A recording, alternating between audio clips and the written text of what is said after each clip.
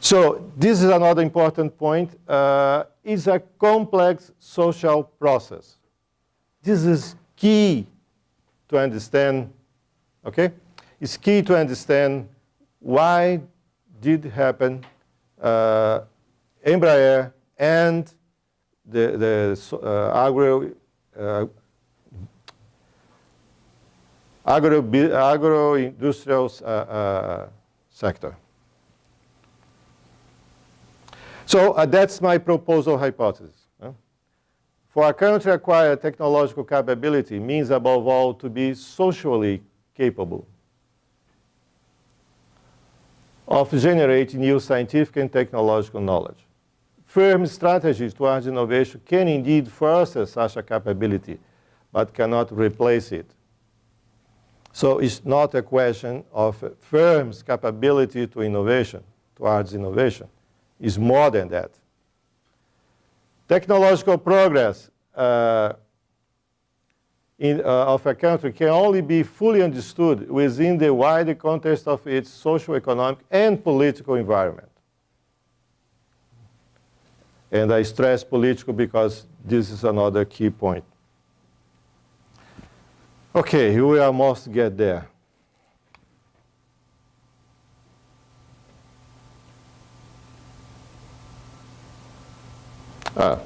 Oops, not yet.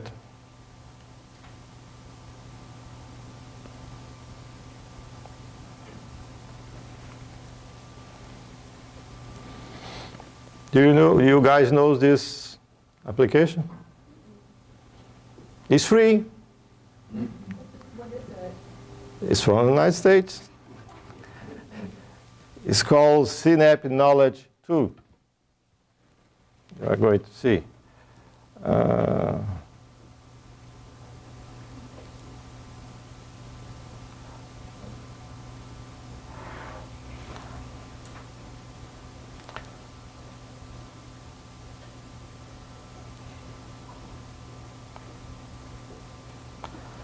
What we have here?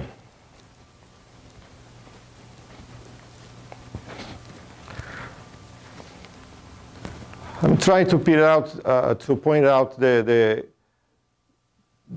background of. I wrote here ITA. ITA runs for Institute of Technological Aeronautics,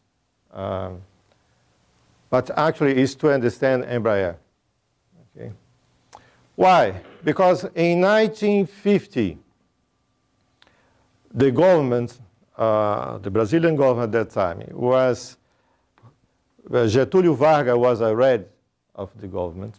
And Getúlio has been president before, during the 30s, during the 1920s something, and was president, head of the president as a dictatorship, almost 30 years.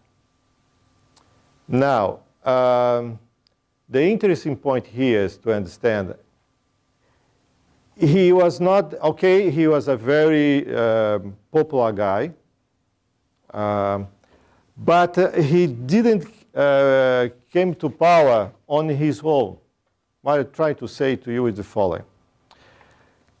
To understand Brazilian history and Brazilian industrialization, and to understand Embraer, and to understand the performance of agro-industrial sector that has behind it Embrapa, which is the Brazilian company in charge of research, scientific research, R&D, and diffusion among the producers. They did the three part of the whole process. Scientific research, Embrapa. R&D and diffusion.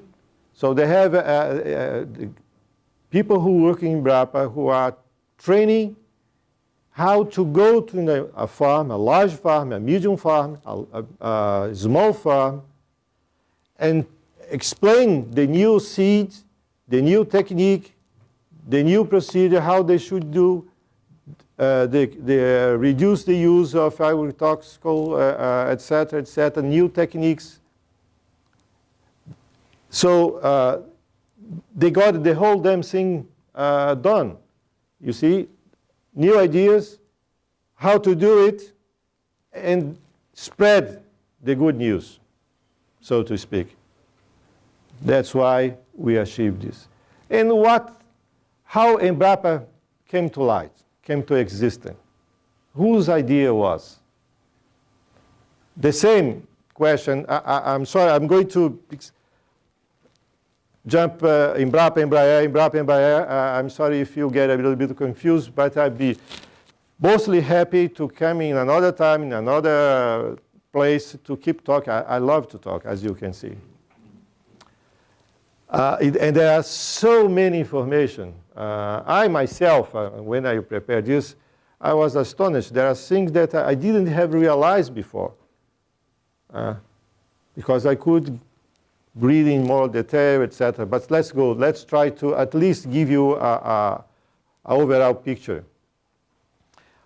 As I was saying, Brazil, when he became independent in the 19th century, okay, it becomes not a republic, it was the empire. You have two emperors. Peter the First and Peter the Second. Of course, Peter the Second was son of Peter the First. But then some military from the army, and here comes a very important sociological aspect of this. Those high-ranking officers were not from the landlords, the big latifundiaries. No, they came from the middle class, urban middle class. Secondly, they were in touch with French academy, with French, some philosopher from positivist school, and at last but not least, the Masons. How we call these? Freemasons, or we call them? Freemasons, yeah. You see now the picture, huh? I hope you are trying to, what I'm trying to figure out. So the idea was to promote among those guys, together with some civilians, entrepreneurs, was to promote Brazil development and to have industrialization. And then I'm not going into details of this. It was a clash among the elites of the time. Very important events happened in the beginning of the 20th century. But even after, when the Republic has been established, nobody really cares. I mean, there was not a single shot. See? It's like nothing has happened. Just change the guy who is entitled in the say that yes, I'm the head of this country. They don't care really. The elites didn't care. But the officers from the army, they care. They did care, and they understood that just by promoting a republic wouldn't change much. So we have the so-called revolution of lieutenants. This was in the 20s. And Getúlio Vargas was part of that, among a bunch of officers. He was lieutenant at that time. And they realized that was enough just to change the system, the political system. They have to change something more deep. Why? Because they were pursuing the industrialization, how we become industrialized. So when then Getúlio Vargas went off the officers, and 5 years, 8 years later, he became elected, freely elected by the people, and become again president. Now I elected president, not by the force of arms. Okay, and then the project, the political project of Vargas and the whole group of officers and civilians start to be put in march. And they use the historical context of the Second World War to get some bargains, for instance, with the United States. So we have the first steel mill in Brazil. United States helps. They decided that it would be important to have an air force to defend the country because it's a large country with the at that time, almost non-infrastructure roads or railway roads, nothing, how it could defend. So the whole idea of, and then a new doctrine of national security and development start to build up within those officers. And this is very interesting because it's the idea of defense is not to have a very strong army.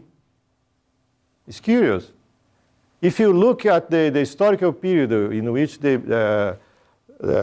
from 1964 up to 1984, more or less, if I'm not mistaken, when the military were in control, although there weren't, they kept the elections between commas, but anyhow, was not the same general ahead of the presidency. You say, oh, this is nothing. Yes and no. You have to be more cautious. What does it mean at that time? Certainly, it was nothing like the guy who is in Venezuela. Whose name? Eh? No, Hugo Chavez. Yeah, it's completely different. I'm not saying that I agree with the dictatorship. I'm just trying to point out that you should look more carefully. So they set up in 1950 the ITA, the CTA, the Center for Technological Aeronautics, which an institution concerned with R&D research. ITA was concerned, focused on prepare the guys who were doing scientific research were kept in ITA, and those who are doing R&D should go to CTA. And almost 20 years later, they set up Embraer. We have a well-trained, prepared people. We have experience in R&D. We know how to at least give some maintenance in aircraft and to project aircraft. That's another very important decision, strategic decision. Are we going to produce a whole aircraft in Brazil, or are we going to invest to know how to project, how to develop aircraft, and then send the project to whatever. If you are going to use turbine, Boeing, GA, whatever, I have a turbine with these specifications. I'm paid, this is mine, the patent is mine, the project is mine, you do it. So it's different. So, and then we have so many data here. For instance, the guy who helped in conceive the whole institutional infrastructure was this Richard Schmidt. He was from MIT. He had been involved during the war, in the old war efforts. He knew very well the fightings in the United States armies regarding the aircraft power. It seemed, I don't know if it's still like that, but it seemed there were 5 different organizations in relation to aircraft, Air Force. The Army has one, the Navy has one, there was another one just for Coast Guard, and a third one, 551, I think is local, I don't know, it's National Force, something like that. And they said, this is just crazy. No one knows who's decide what. I know what I'm doing in my force, but I don't know what you are doing, neither you. And so you don't have a central command to organize the whole thing. That's why, and I'm going to finish here.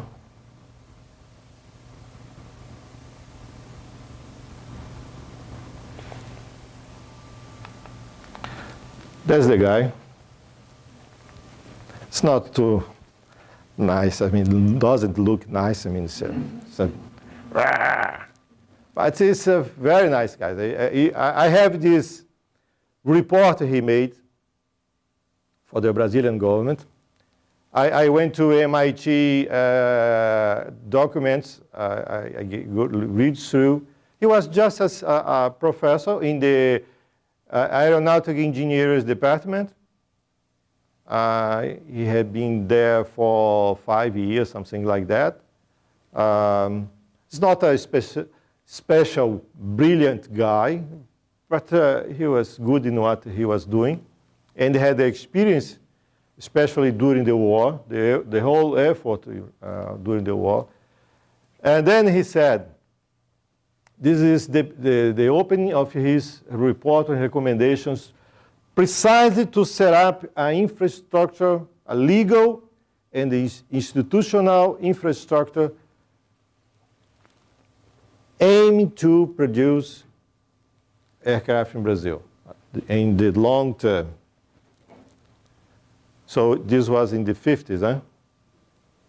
Remember, in the 50s, Getúlio Vargas set up CNPq, CAPES, Petrobras, ITA, CTA, the siderurgic, the steel mill industry.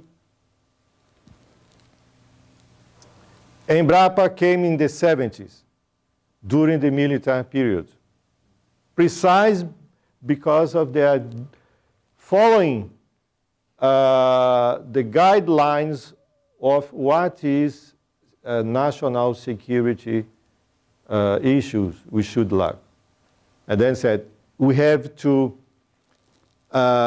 physically occupy the lands of the country. It's a huge country. If you let there, one day someone is going, this guy doing nothing here. Let's move in. So Brazil will be the first major country, and yes, it was the first major country to organize a Air Force. And the whole political policies issues regarding aircraft industry, including civilian, is centralized with the single command.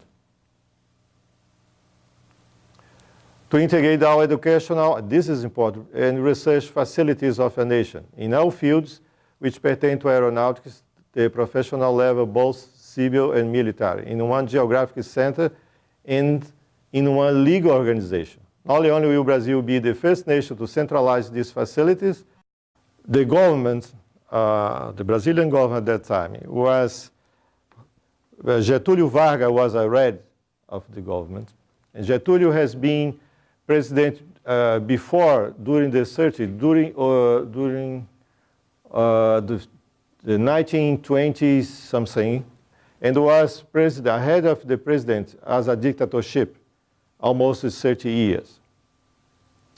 Now, the interesting point here is to understand he was not, okay, he was a very popular guy, but he didn't came to power.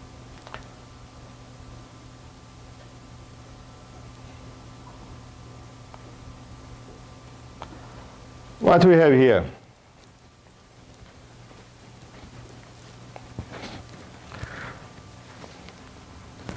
I'm trying to point out the background of. I wrote here ITA. ITA runs for Institute of Technological Aeronautics, but actually is to understand Embraer. Okay. Why? Because in 1950. New scientific and technological knowledge. Firm strategies towards innovation can indeed foster such a capability, but cannot replace it. So it's not a question of firms' capability to innovation, towards innovation. It's more than that. Technological progress of a country can only be fully understood within the wider context of its social, economic, and political environment. And I stress political because this is another key point. Okay, we almost get there. So this is another important point. It's a complex social process. This is key to understand, okay? It's key to understand why did happen Embraer and the agro-industrial sector. So that's my proposal hypothesis. For a country to acquire technological capability means above all to be socially capable of generating. Oops, not yet.